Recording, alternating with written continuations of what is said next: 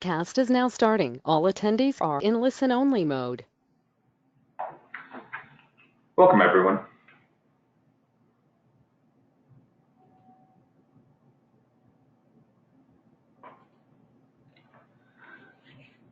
Morning. Welcome to everyone, all of our new and regular attendees to our webinar, Agile Project Management and Quantitative Risk Analysis. If you're attending the webinar for the first time, my name is Michael Trumper. I'm one of the principals here at the Tabor Institute. I've been in the area, working in the area of project and risk management and software development for almost 20 years. Before we start, I'd just like to go over some housekeeping on how you can participate in the webinar. You should see a panel at the top right corner of your screen, which will allow you to select your audio and also interact with the webinar. If you haven't done so, I recommend using the computer, the mic and speakers, as the audio quality tends to be better. Feel free to use the questions panes to ask questions during the webinar. If you have technical issues with the broadcast, you can ask in the questions panes and we'll address them as best we can. Otherwise, all the other questions will be answered at the end of the webinar in the order that they come in. We will be recording the webinar and it will be available from our site later this week. Generally, our webinars are fairly informal presentations on popular topics and features that our users have asked about. Over the past several years, one of the more popular questions that we are asked is it possible to run risk analysis on an Agile project? What I will be introducing today is very much a work in progress and hopefully will generate a conversation, an exchange of ideas about how we might address this particular issue.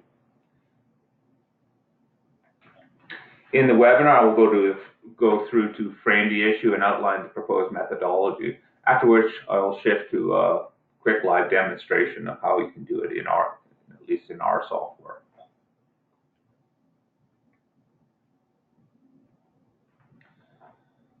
So what is the problem or the question? The problem we need to consider. Agile is popular because it goes a long way to minimizing impact of common sources of risk, of project risk. The high-level iterative process of design, develop, and deliver minimizes the impact of delayed testing and accommodates ongoing changes to requirements as end users gain more familiarity with the solution and potential capabilities. However, despite what some advocates would say, Agile management doesn't eliminate all the impacts of uncertainties caused by risk, and they still require estimates that account for this uncertainty. The challenge is that Agile plans are generally not suitable for traditional analysis techniques, and we need to develop methods that are consistent with Agile methods and plans.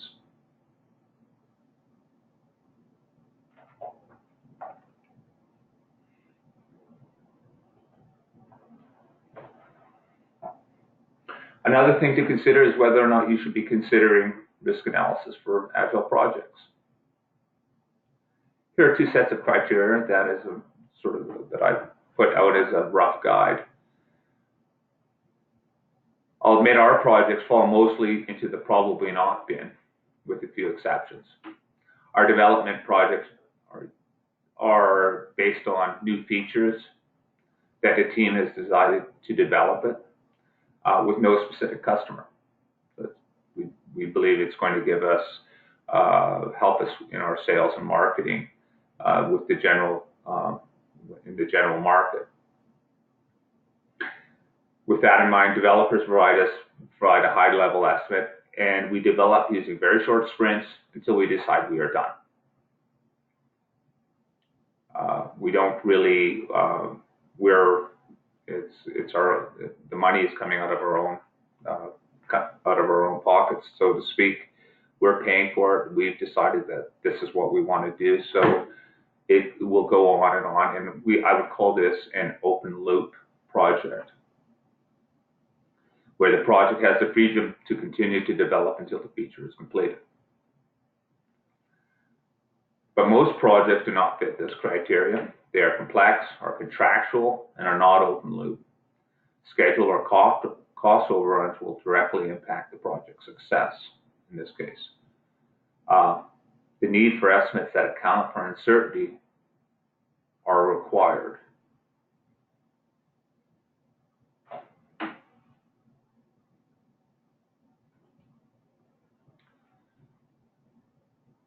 So let's take a quick look at the difference between conventional versus agile risk analysis. First of all, they have a different conception of scheduling. Conventional schedules are composed of tasks with durations that are linked in a precedent network. Importantly, task durations are considered variable and can change during project execution. Schedule risk analysis measures the impact of this variance on project plans.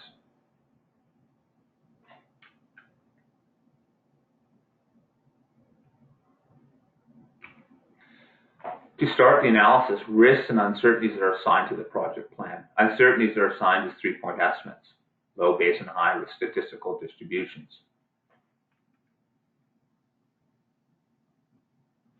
Risks are events that can be assigned to activities with the probability of occurring and impacts to cost, schedule, and performance. Simulations generate probabilistic forecasts for schedule and cost. Here, we're looking at the Gantt view that presents the results of a schedule risk analysis for each task in the schedule. Using this analysis, project planners can create risk-adjusted plans that account for the level of project risk.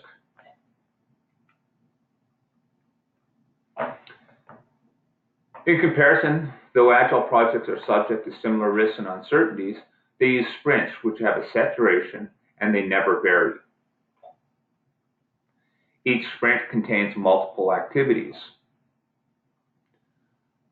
Typically design, even though it's not in this particular image, design, develop, as I say, design, develop, and deliver. And that would include the coding, QA, and probably documentation. At the end of each sprint, a working product is produced. If the planned work is not completed in a sprint due to underlying risks or uncertainties, it's moved to the next sprint. The process continues until the finished solution is delivered. Or alternatively, if you run out of money, the Agile teams must estimate how many sprints will be required to deliver the final product while accounting for risk events and uncertainties.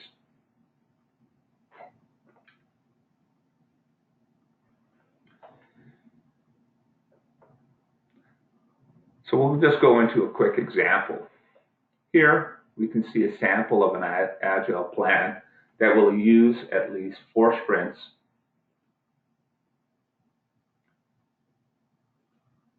to deliver. Sorry, I'm just trying to move my pane around here so I can see things. To deliver a completed storyboard of capabilities. Each sprint lasts 2 weeks for a total of 8 weeks. Each sprint is assigned resources. Resources are useful for this analysis as some issues only impact specific resources and managing them, and these issues can be managed at the resource level.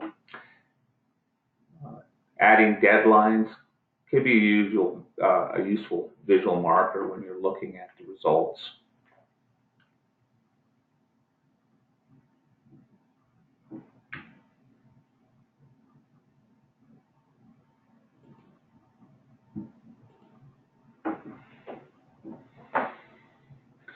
Issues. Let's give a little background on issues as opposed to risks or uncertainties. Issues are very good for incorporating both aspects of risk events and uncertainties into an agile model. Like risk events, they can impact schedule, cost, and technical performance. And like uncertainties, they have a 100% probability of occurring. And where they meet is like risk events and uncertainties, They can be modeled using 3-point estimates with statistical distributions. During the estimation problems, the planning problems, the team will identify known issues they believe will have a significant impact on the successful delivery of the sprints.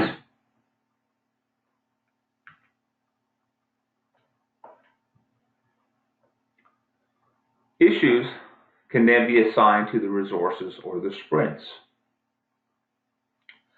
When we assign them to resources, those resources are then assigned to multiple sprints. And so by assigning them to one resource, we're in effect assigning them to multiple sprints. Or we can assign them to the sprints themselves. And in that case, each issue will be assigned to a particular sprint or one or more sprints. In the first example, both the QA and documentation resources are shared with other projects, and availability of the project is an issue. So that's how that's been identified. In the second example, the team anticipates there will be significant technical issues to resolve that may delay the delivery of specific requirements. During project execution, issues can be added or closed as each sprint progresses.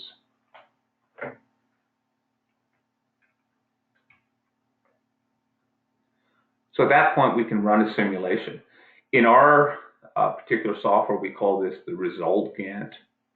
And what we can see here in this particular visualization, the white bar represents the original plan for the sprints. And what we can see is the result of the risks and uncertainties that we put into the plan. We can see that the chance of meeting those becomes smaller and smaller. And actually, by the end of that, we can see that we would almost need another sprint added below here to meet that. And so here's the original, and this is what is projected. So, but given that the sprints themselves are not going to move, we're going to have to do something about that. We're either going to have to add or do something about those issues. So what we're seeing is that the current plan of 4 sprints to deliver certain capability is not realistic given the risks and uncertainties. So the team must make some adjustments which will impact the estimate to complete.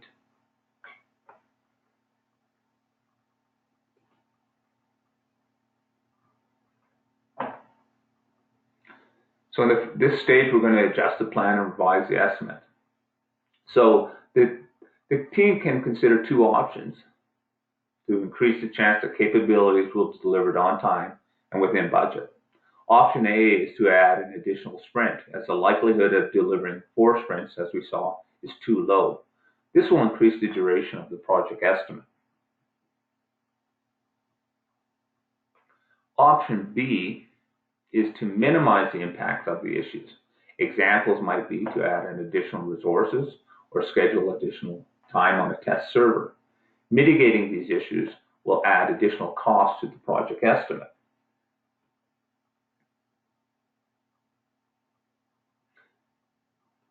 So at this point, I'm just going to quickly switch over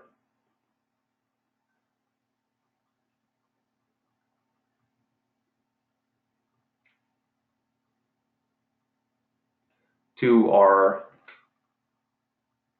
the software. I'm hoping everyone can see that. This is the software. This is basically the plan that we've developed. Took the screenshots out in the software.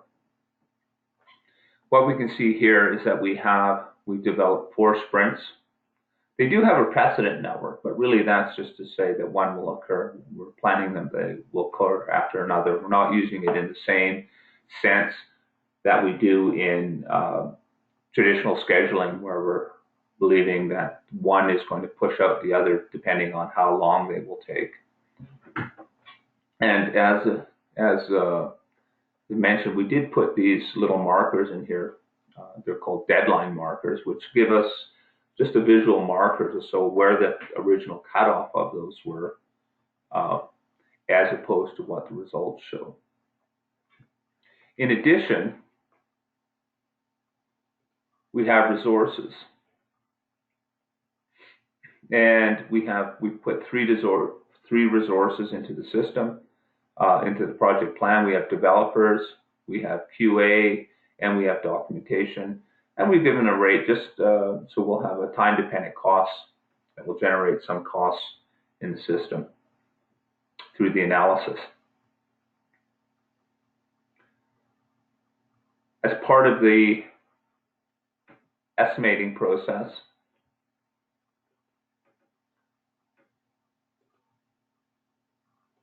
the team identified three issues: the technical issues, the very generic network issues, and resource availability.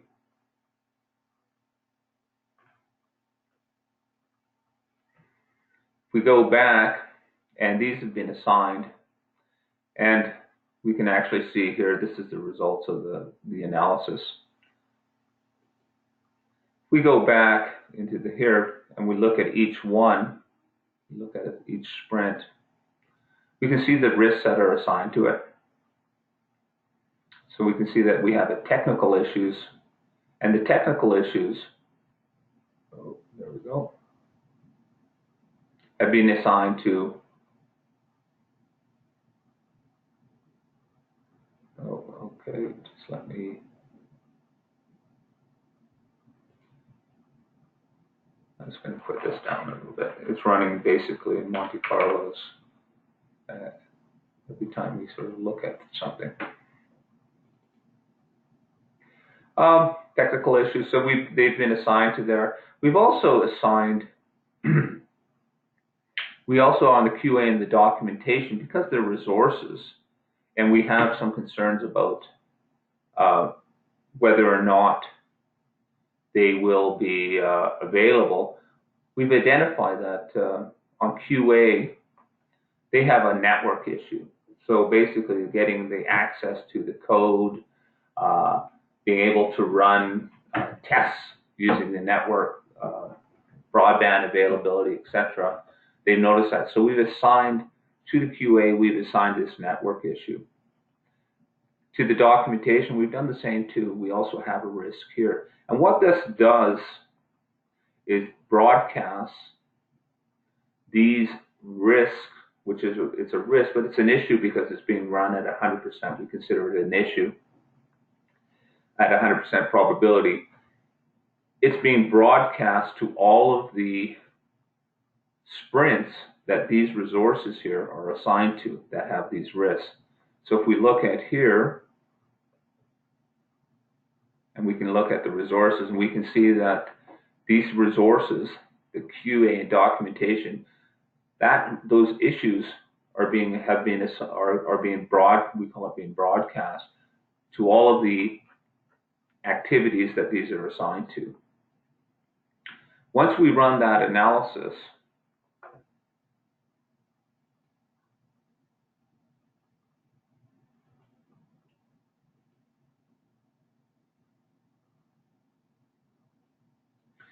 and this is called a result Gantt, and we can see, just to make this a little easier to understand, we can see what's happening now because of these risks, these issues that we are anticipating will affect the delivery of each sprint.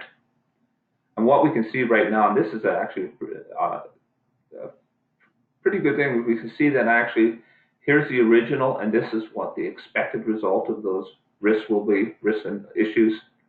And we can see that at after each sprint, the chance that we're going to be able to meet this becomes smaller and smaller. We could pull out those on a histogram if we wanted to. If we want to, I'll show that a little bit. And we can see actually by now, here's the original one, and what this analysis is telling us is that not only do we need one more sprint, but we actually might need, 1.5 more sprints to be able to complete the this storyboard on time and budget if we're going to create a realistic one. So the suggestion is this is a much more realistic finish date, so that we can't do it in 4 sprints. We're going to have to add additional, or so the options are: do we add more sprints, or do we do something to compress the schedule, to compress the time required and minimize the impacts by adding perhaps more resources or buying or purchasing maybe additional equipment. So when we go in and take a look at our options, one of the things that we can do as we set that, we can go, oh, well, we are going to go in, and as part of this, we're going to start to manage these issues to make sure that we're going to minimize them as much as possible to sort of hopefully keep the project on schedule and time.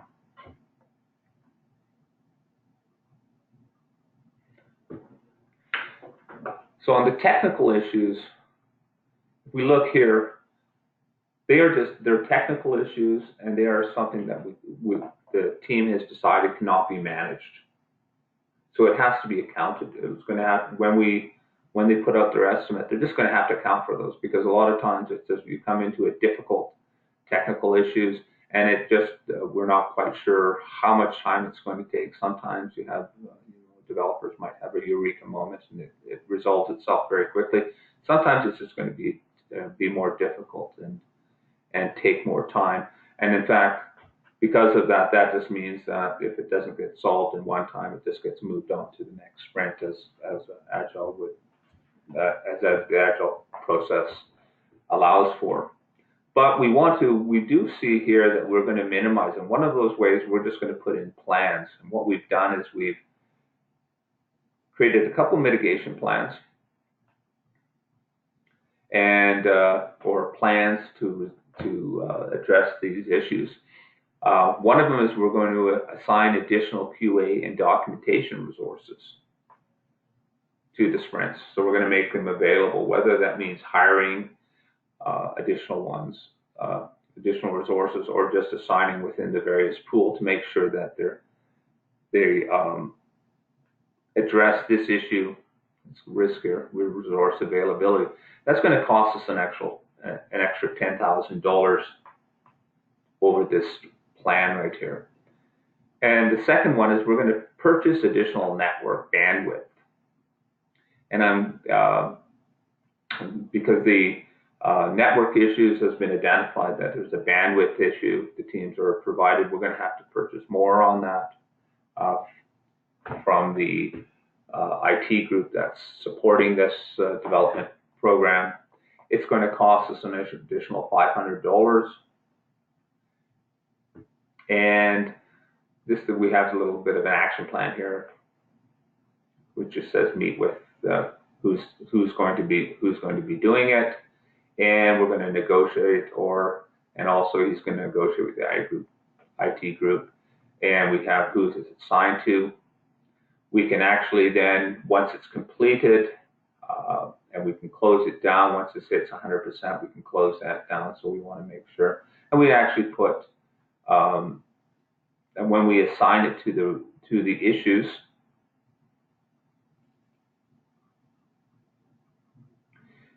so we've assigned this one to this risk issue, and this gives us a little idea about but we can actually say when do we want this to be completed, and who's responsible for it. The PM, once it becomes 100%, we can close this resource, and it will no longer impact the schedule. If we want to see how those are assigned in a project within your plan as well, they're right here, and we can either, once they are 100% completed, we can close them here just by clicking off. We can close them in the risk register. If we go to the register, which is our issues, we can go to here, and we can open, we can close it. You can see I have this marked as an issue. we can close it, and we'll no longer, when we start to do our analysis and go through during the project execution, we'll say we've managed this issue, and will no longer be part of the process.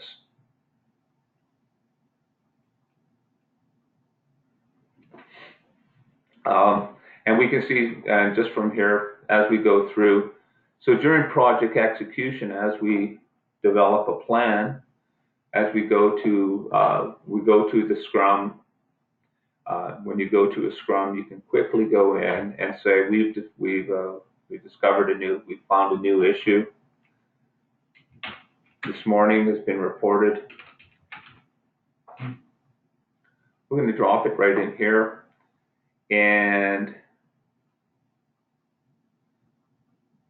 we're down to here. We're on here, and it's going to impact these. We believe it's going to be impacted. So we're just going to put this issue onto these 2 sprints.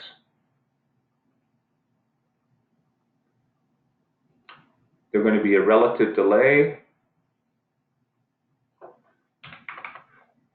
Let's give it 100%. And we think it's going to go from anywhere from 0 to 40%. And then when we go back in, we can take a look at how that's impacted it. And we've really started to push that out.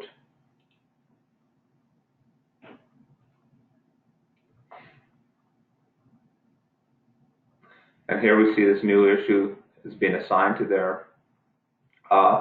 And we can go in and again do the same thing. What is the new issue? Can we manage it? If we can't manage it, if we can manage it, we can go back into here, create a new plan.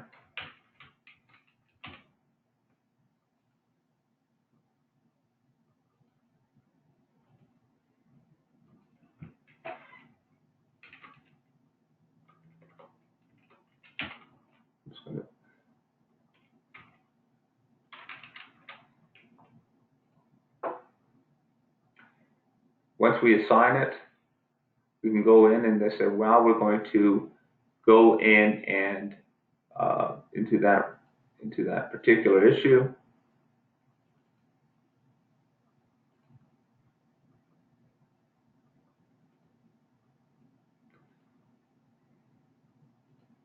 I'm going to assign it to the new plan, and if we completely manage it, oh, sorry, that's not what I want to do. We can say, well, let's say it's going to go down to 0%. We've managed it, but it's going to cost us a certain amount of money. We've done that. And actually, then we can go back in, and we've put our plan in. We can then go in and say, okay, it's no longer impacting. We've put in an issue. We can close that. This can be, if it becomes an issue later in the program and we're doing our planning, we can reopen it simply by going back in. And if we want to, we can reassign it to the various sprints in here, or we can do the drag and drop. That, in a nutshell, is the proposed methodology that we're using that can be used both at the front end for the estimation for cost and schedule, and during project execution, we can go through this process at scrums, if we're having status meetings that go on. This process can go on quickly. We can add one. We can have a discussion about. We can add an issue. They can have a discussion about what they're going to do about it. And if it is unmanaged, that means that work as it is, they will just be able to say, well, if we can't do that, just means that we're going to have to shift the work shift the work into the next sprint as supported by the Agile process. If you have any questions at this time, I will take them. If not, I'd like to close out the webinar. at this time?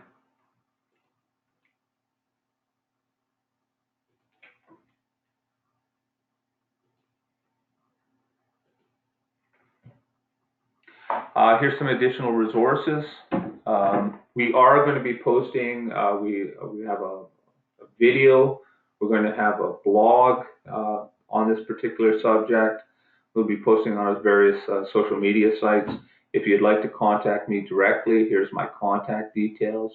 If you'd like a copy of the deck, send me an email. I'll be happy to send it along to you. As well, we will, as mentioned, on our webinar page on our site, we will be posting the recording of this video within the next 2 to 3 days. I don't see any questions at this time, so thank you very much, everyone who's signed in today. And I hope that we can continue this discussion into the future and come up with a process or refine the process that will help us to support the Agile process. Thank you.